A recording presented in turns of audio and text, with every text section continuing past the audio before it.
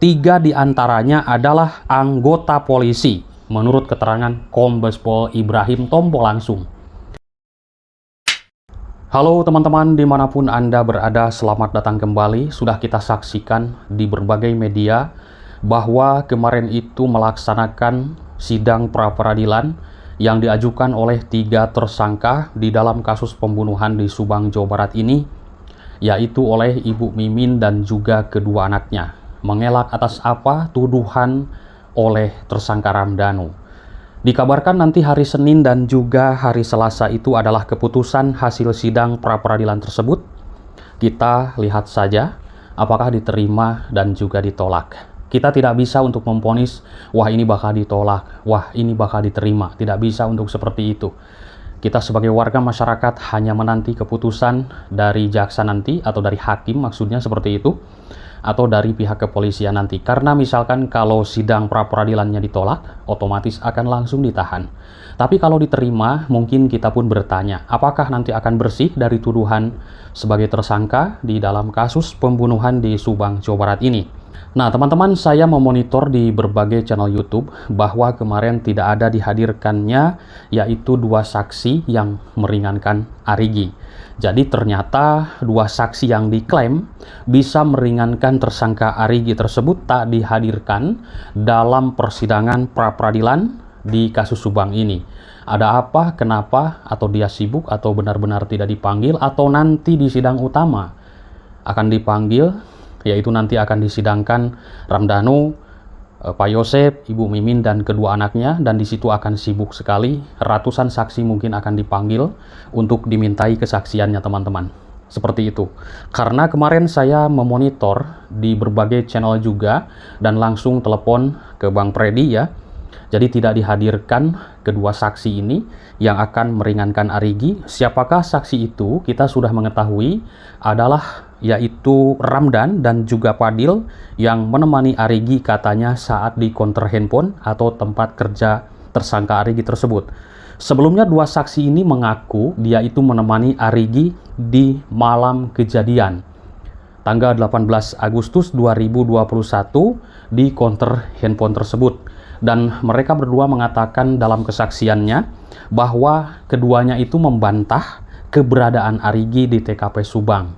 Tapi menurut keterangan Danu, Arigi itu ada, bahkan di prarekonstruksi selama 3 kali dan juga rekonstruksi utama, yaitu mungkin keempat kali ya. Jadi prarekonstruksi 3 kali, rekonstruksi 1 kali, menyebutkan ada Arigi yang membantu membopong jasad Ibu Tuti menurut keterangan Ramdhanu. Tapi menurut keterangan Fadil dan Imran tidak ada di TKP dan bersama saya. Seperti itulah secara kasarnya, teman-teman.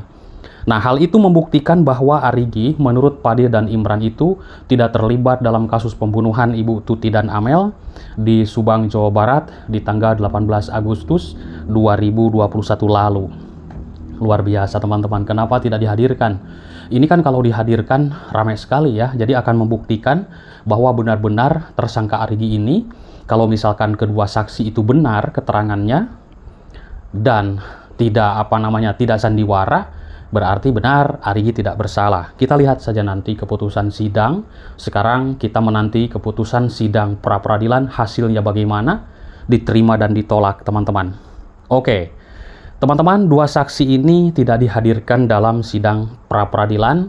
Ketiga tersangka, yaitu di dalam kasus Subang ini, Ibu Mimin dan juga kedua anaknya mengajukan pra-peradilan. Sementara Pak Yosep Hidayah tidak mengajukan pra-peradilan dan saat ini sudah ditahan.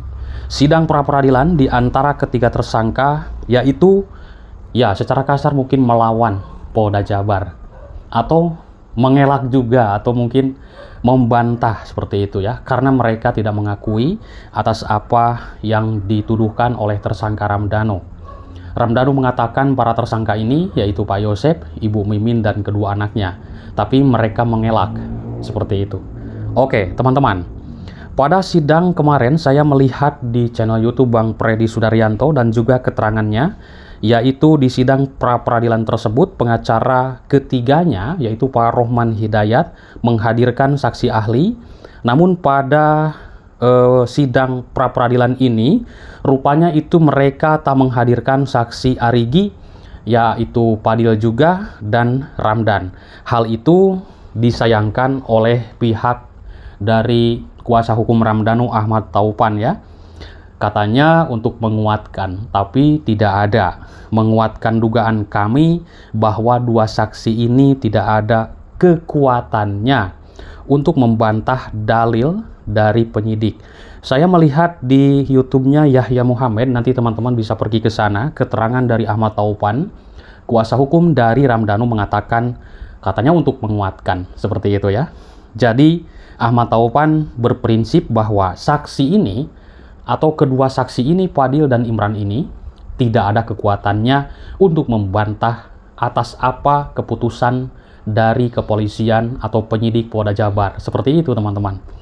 Luar biasa. Sebab menurut dia, menurut keterangan Ahmad Taufan, harusnya dua saksi ini bisa meringankan Arigi jika memang kesaksiannya itu benar. Kita pun pasti tanda tanya besar, apakah kesaksian Fadil dan Imran ini benar atau tidak. Nah, kenapa kasus Subang ini lama? Kita bersambung pembahasannya. Adanya obstruction of justice. Apakah benar dan tidak? Dan ini benar. Dari siapa keterangannya? Yaitu langsung dari Dirkrimum Polda Jabar Kombes Pol Surawan. Konsekuensi mahal 3 polisi di kasus pembunuhan ibu dan anak di Subang.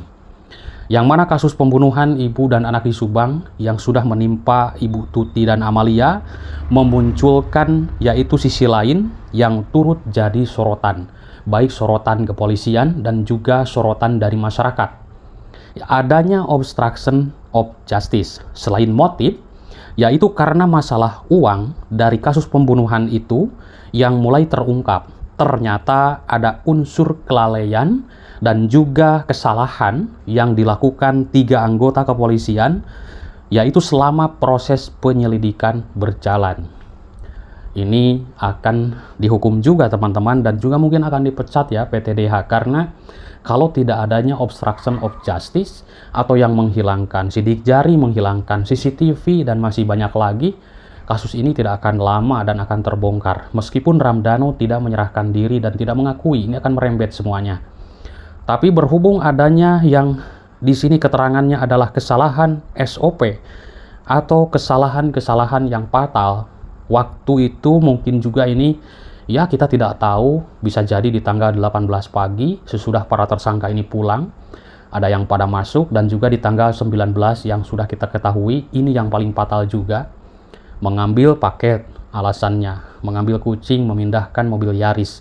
Ini fatal sekali, karena di situ sudah ada garis polis lain, akan tetapi banyak yang masuk ke sana tanpa izin. Siapapun itu tidak boleh teman-teman. Informasi ini disampaikan oleh siapa? Yaitu adanya obstruction of justice, adanya 3 anggota yang menyalahi aturan, yaitu menurut Kabid Humas Polda Jabar Kombes Pol Ibrahim Tompo. Kepada wartawan waktu itu, Ibrahim Tompo mengatakan 3 polisi itu pun bakal mendapat sanksi disiplin karena sudah menyalahi prosedur penyelidikan. Nah, ini akan ditindak teman-teman. Karena biasanya kasus-kasus yang tidak ada obstruction of justice, tidak ada campur tangan orang-orang yang mengetahui tentang masalah DNA, sidik jari, dan masih banyak lagi, menghilangkan barang bukti, terutama CCTV, biasanya gampang diungkap. Tapi di sini ternyata adanya obstruction of justice. Luar biasa, menurut keterangan Kombes Pol Ibrahim Tompo, jika ada orang yang masuk setelah 1 hari kejadian pembunuhan Ibu Tuti dan Amelia di Subang, totalnya ada 5 orang yang masuk TKP, 3 diantaranya adalah anggota polisi, menurut keterangan Kombes Pol Ibrahim Tompo langsung. Pantesan kasus Subang ini kok ngawur ya, lama kali gitu terungkap, dan juga tidak ada bukti-bukti yang akurat, rusaknya TKP, minimnya barang bukti, alat bukti, segala macam. Polda Jabar sebenarnya sudah mengusut kesalahan prosedur 3 anggota kepolisian itu sejak lama. Saat itu, di Reskrimum Polda Jabar Kombes Pol Surawan menyatakan ada seorang perwira polisi yang diperiksa karena memasuki TKP tanpa prosedur dalam kasus Subang. Kenapa bisa menyalahi prosedur? Aneh teman-teman kan? Nah, jadi kasus jadi ngawur, susah diungkap, ya kan? Akhirnya para saksi itu saling tuduh, saling tuding. Oh, ternyata ada yang beginian.